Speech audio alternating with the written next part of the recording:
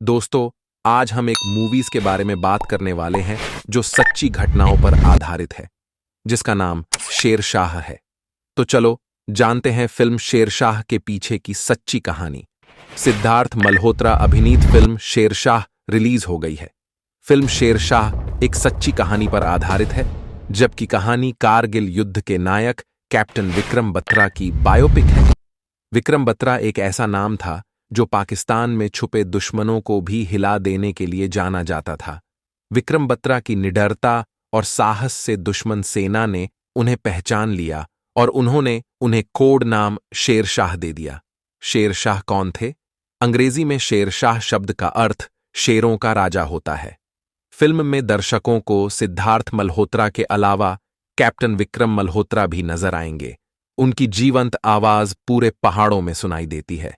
तोप के गोलों की गूंज के बीच कैप्टन विक्रम बत्रा की आवाज आपके रोंगटे खड़े कर देगी।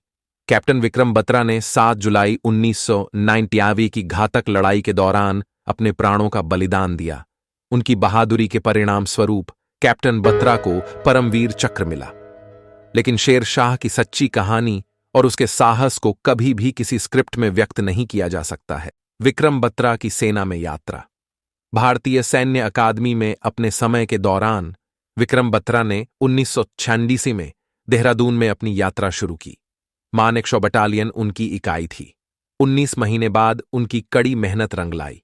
विक्रम 6 दिसंबर 1997 को जम्मू कश्मीर राइफल्स की 13वीं बटालियन में लेफ्टिनेंट के पद पर पहुंचे। विक्रम आगे की ट्रेनिंग के लिए जबलपुर चले गए। उनका अगला ड्यूटी स्टेशन बारामूला सोपोर था, जहां उन्होंने मार्च 1998 तक सेवा की। विक्रम अपने पिता गिरधारी लाल बत्रा और मां कमलकांत बत्रा की तीसरी संतान थे।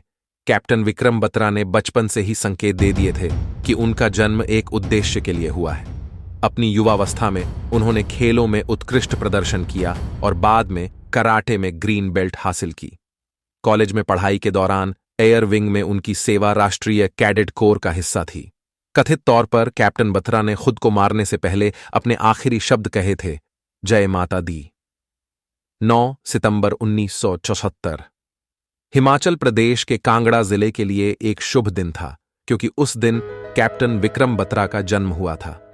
आज भी पालमपुर के घुघर गांव में उनकी बहादुरी के किस्से सुनाए जाते हैं।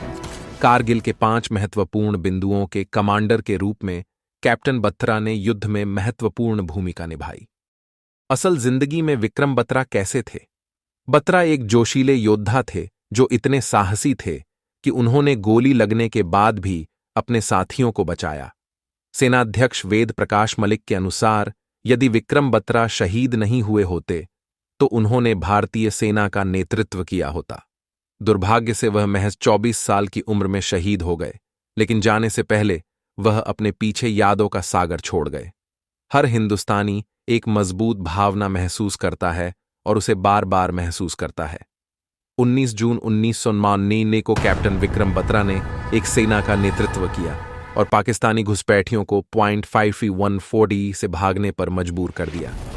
यह युद्ध रणनीति के लिहाज से भारतीय दृष्टि से एक महत्वपूर्ण जीत थी, क्योंकि यह कारगिल का उच्चतम बिंदु था। क्योंकि चढ़ाई सीधी थी, ऊपर छुपे घुसपैठिए ऊपर चढ़ते ही बेरहमी से गोलीबारी कर रहे थे।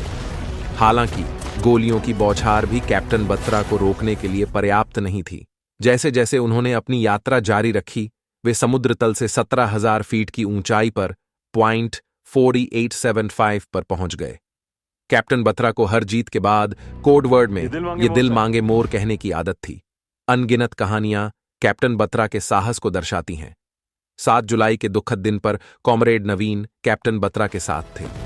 जब गोलीबारी शुरू हुई तो वह बंकर में उनके साथ थे। नवीन की ओर एक बम फेंका गया और विस्फोट हो गया, जिससे वह बुरी तरह घायल हो गए।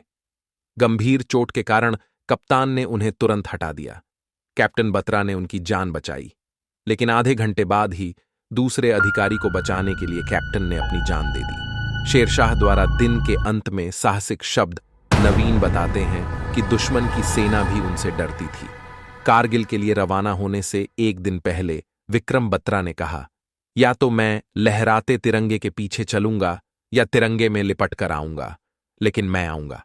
अंत में उनकी बात सच निकली, लेकिन उनके धैर्य और साहस ने तिरंगे का मान बढ़ा दिया। ये देश सदैव उनका ऋणी रहेगा।